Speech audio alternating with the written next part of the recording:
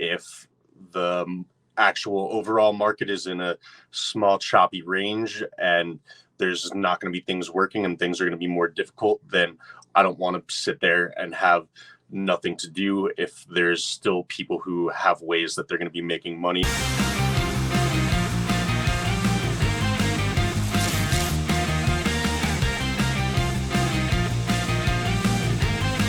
Another funded trader of Tradepool. Today with me is Mike. Hey, Mike, welcome. Hey, Michael, thank you for having me. Yeah, thanks for joining.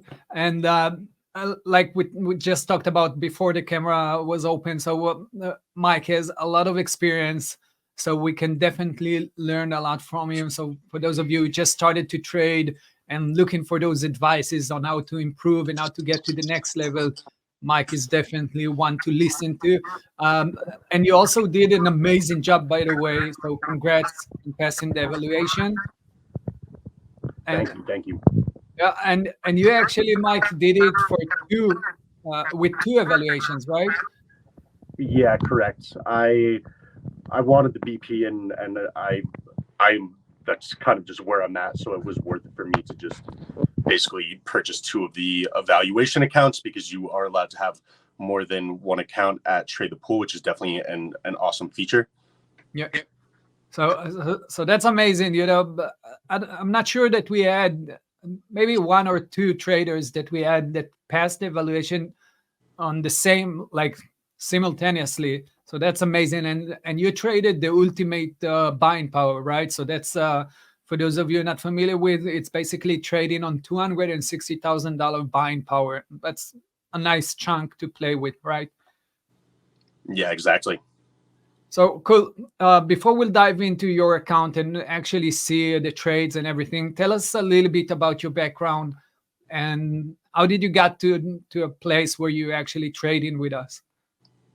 Sure. So I started trading in college, which was about, let's say 2010. So that was 13 years ago.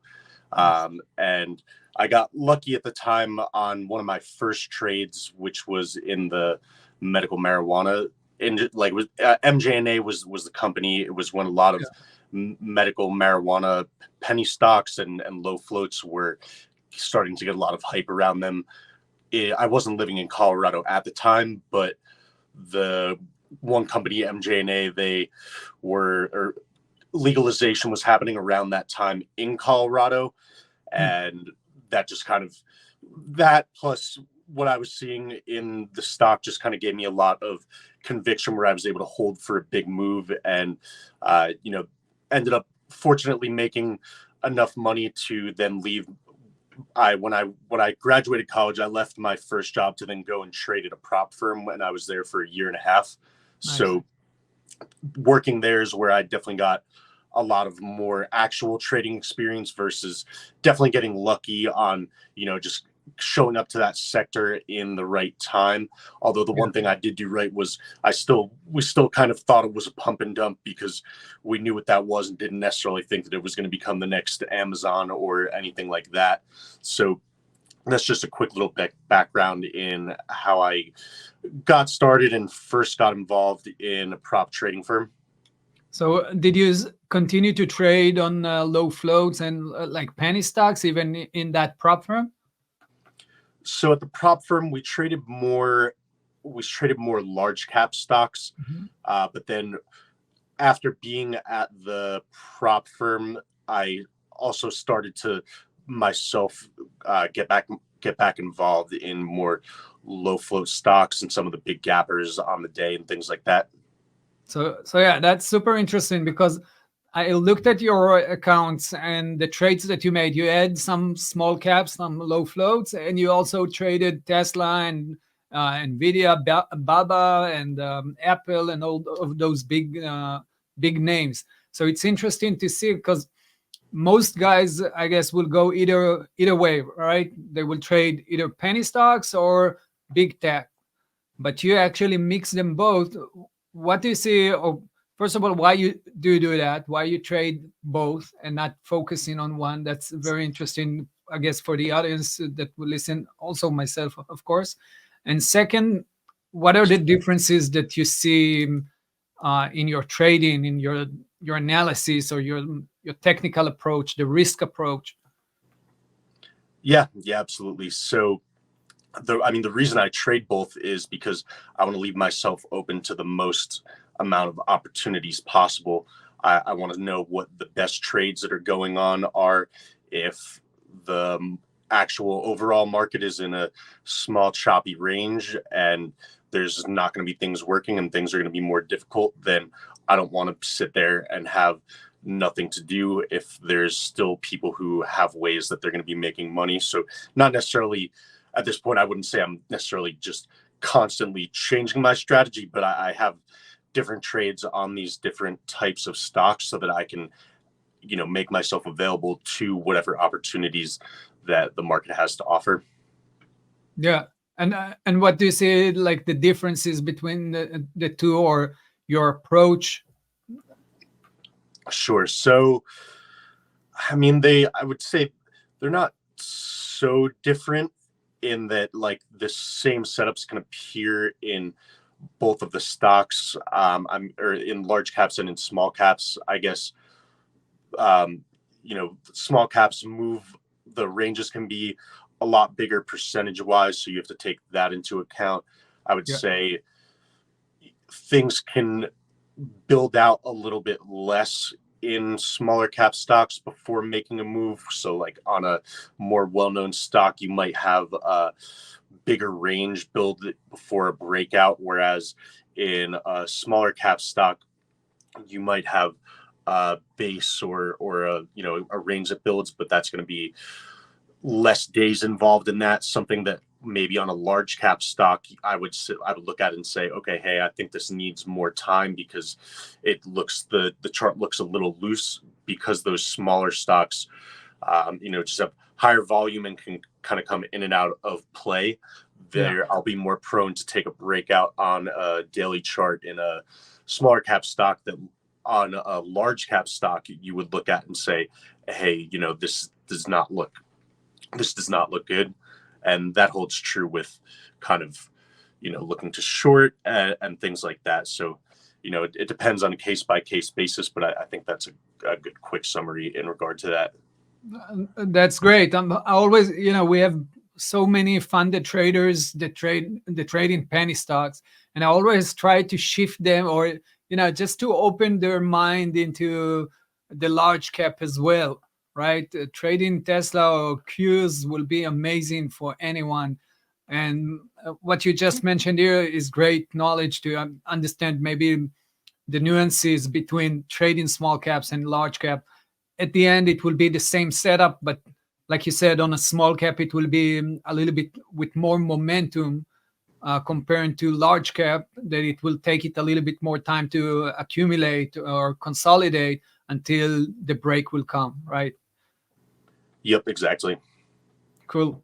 So I'll share my screen, and we'll look at your trades and some of the stuff that you did. And like I said, you traded the ultimate buying power. That's the $260,000 buying power. The profit target is 12,000. And you need to reach 30 trades, and you got 45 days, at least as we speak right now. You got 45 days. This is the chart. So you started kind of, I guess, slow and steady, right? And then you had your nice moments to the upside. Can you walk me through it? Basically, what happened, let's say, after you reached this 11,000 or so, and then had like a pullback or consolidating? Yeah, absolutely. So I think I remember exactly what I was trading around there. So there were just a few really, really high quality opportunities around that time when I kind of jumped like pretty strongly through 10,000. Like I remember there was just on it, and it's funny too, because I think two of my big trades that brought me from like 10,000 to 20,000 ish. One was a large cap and one was a small cap. So again, that kind of ties into what I was looking at there. The first one, it was 1 second here. It took you like I see that it took you like 2 weeks, maybe 3 weeks to pass. 2 weeks. Yeah, yeah. Okay, so one of them was Snapchat. Yeah. On the daily chart on Snapchat, that's kind of a chart that it's been dead for a long time and is typically not something that I would be looking to long or break out.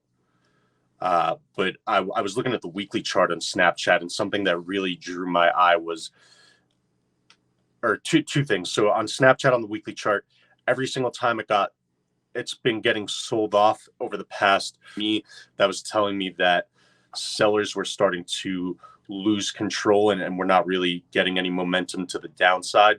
Like on these like big weekly candles, each one, maybe over the course of quarters or when they had earnings reports, were all with lower volume. And then on the daily chart recently, Snapchat gapped up strong on earnings and got completely stuffed, but then over the next week or two just got bought again right back up and completely negated the red Maribozu bar that was caused by earnings. So that, and then coupled with an actual daily level, had me looking long in the name. So I was able to hit that over the course of a week with a few nice trades and entries, while also holding and swinging core position there. So that ended up working out really well. And I mean, Snap has still just been holding up really well this entire time. So, that again, I was definitely happy about that one. And then, so that's on the long cap side. And then SGD was one that I traded on the short side, and that one I took my loss in it the day before. I ended up getting my win in it that was like made up for 3 times my loss. And I mean, so we had one large cap long, and then we had one small cap short. And I mean, that thing, I think it was up something like 1,400% over the course of a week or 2 weeks or something like that. So just kind of in that area, looking to play, a break to the downside and just working off of some resistance areas is really what it boiled down to with that. So definitely 2, different setups, and, I'll look to trade short sometimes like that in large cap names. And I guess I'd probably go long large cap name or long small cap names the least out of any of my setups, but there can be some nice longs there too. Yeah, and I really like the fact that you're not just a short seller like a bias, right?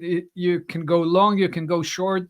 Most of our funded traders that do penny stocks actually shorting those penny stocks, right? But what I really like to see that on SGD, you also took a long at 293 and sold it almost a buck above. So the flexibility that you have in your trading, and correct me if I'm wrong, that's actually what gives you an edge when it comes to your trading, right? Yeah, absolutely. I mean, I think that's so important. If markets are changing and if the small cap market is going to be dead, which I think which happened, in the past year, there's been, some long strings of time where it has been more dead. And, I don't want to be flat on my feet and not able to do anything. And that comes back to my time, when I was at the prop firm where I was for a year and a half. And I mean, that was a pretty long time ago at this point as well. And to kind of summarize my time there, I'd gotten lucky in the wheat penny stock right before that and made some money, which allowed me to leave my job, where I then worked at a prop firm with no salary.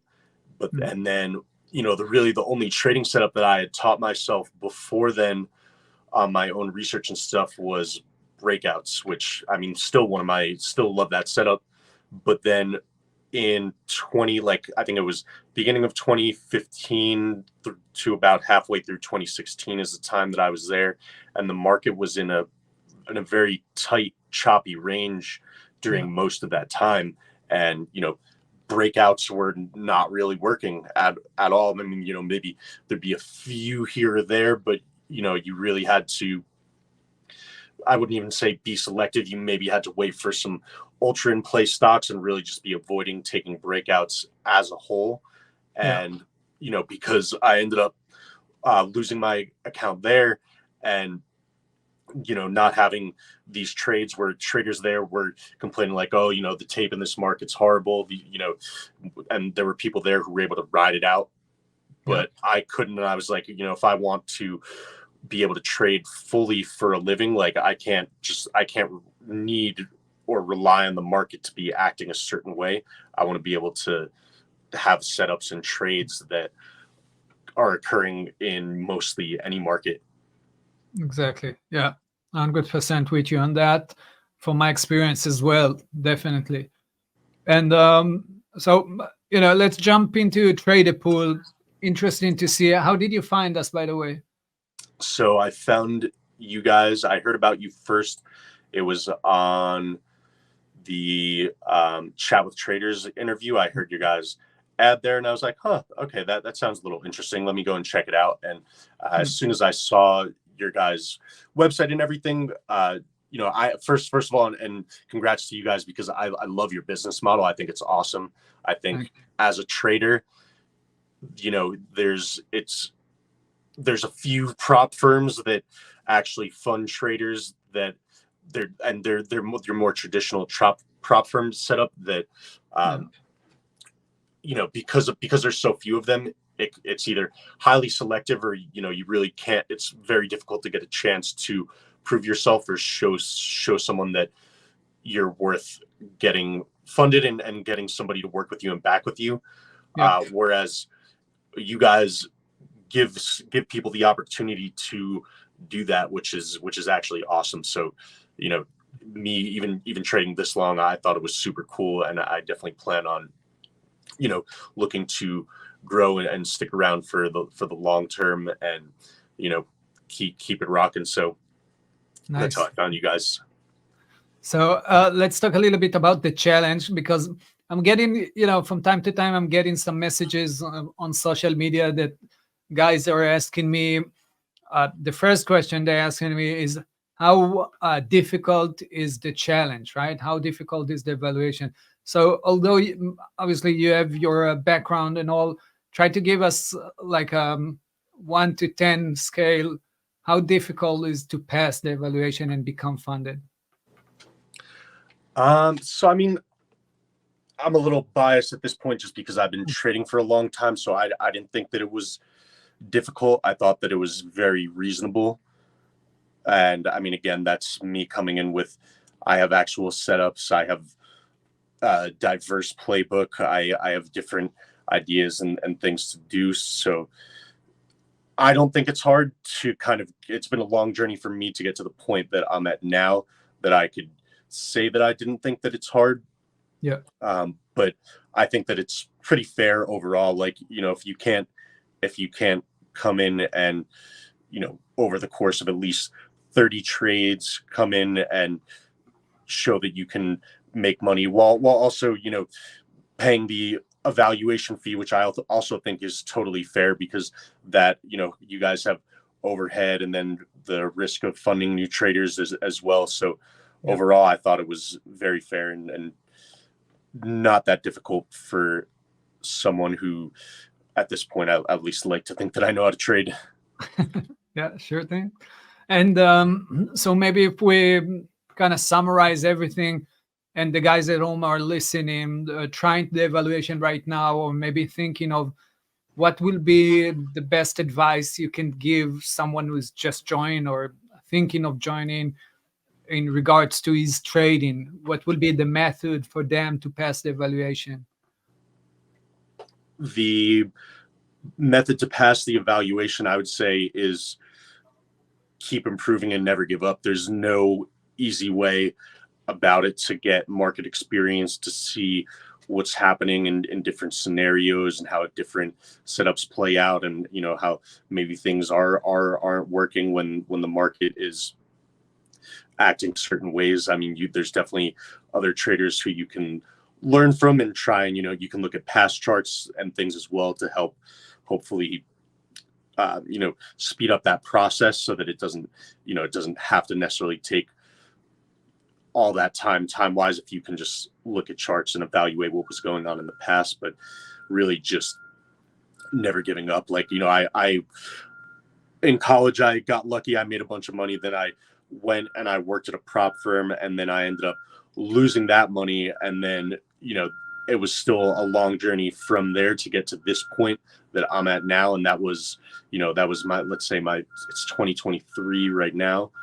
My first trade was placed 14 years ago or something like that.